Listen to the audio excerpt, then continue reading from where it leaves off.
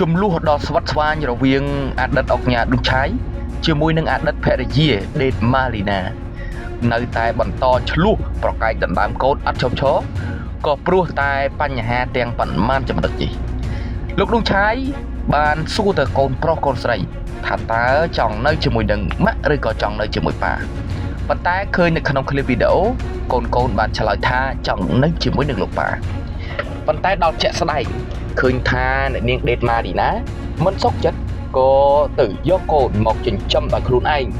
មិនព្រមឲ្យកូនទៅនៅជាមួយនឹងអតីតស្វាមីលោកឌុចឆៃទេគឺខ្លួននៅតែចចេះវិនិច្ឆ័យចង់បានកូនមកចិញ្ចឹមដោយខ្លួនឯងនេះគ្រាន់តែជារឿងដែលខ្ញុំទទួលបានតែប៉ុណ្ណោះកាលពីយប់មិញយើងឃើញថាចំនួនដណ្ដើមកូនប្រតាយប្រតប់គ្នារហូតដល់អតីតភរិយាអ្នកនាងដេតម៉ារីណាសន្លប់បញ្ឈប់ភ្នែកឡើងលើឯលោកឌុចឆៃក៏បាន3កូនស្រីរត់ទៅបាត់ឈឹងតែម្ដងឃើញថាហេតុការណ៍នោះពុំមានសមត្ថកិច្ចចូលមកជួយកាត់សេចក្តីនេះទេគឺមានត្រឹមតែអង្គរៈ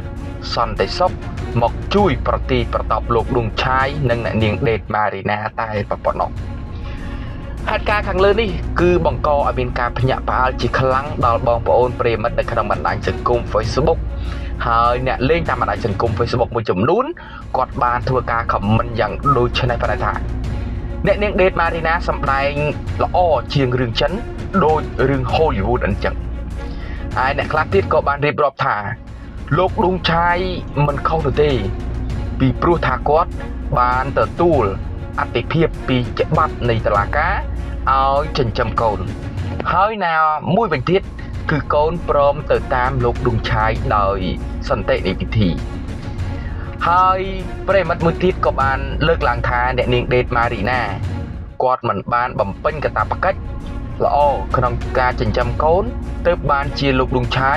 មកយកកូនត្រឡប់ទៅវិញយ៉ាងដូចនេះ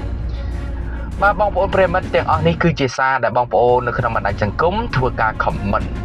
តែតិនជាមួយនឹងរឿងរបស់លោកឌុចឆៃនិងអ្នកនាងដេតម៉ាលីណាដែលជាអតីតភរិយារបស់លោកប៉ុន្តែយើងក្រឡេកទៅមើលពេលបច្ចុប្បន្ននេះវិញគឺឃើញថាអ្នកនាងដេតម៉ារីណាបានសន្លប់ស្ដោកស្ដឹង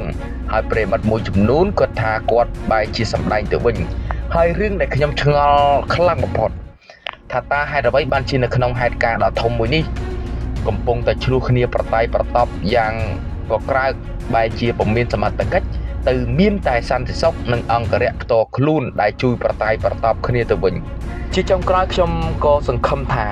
បញ្ហាចំនួនវិវាទគ្រួសាររបស់លោកឌុចឆៃនិងអតីតភរិយាដេតម៉ារីណា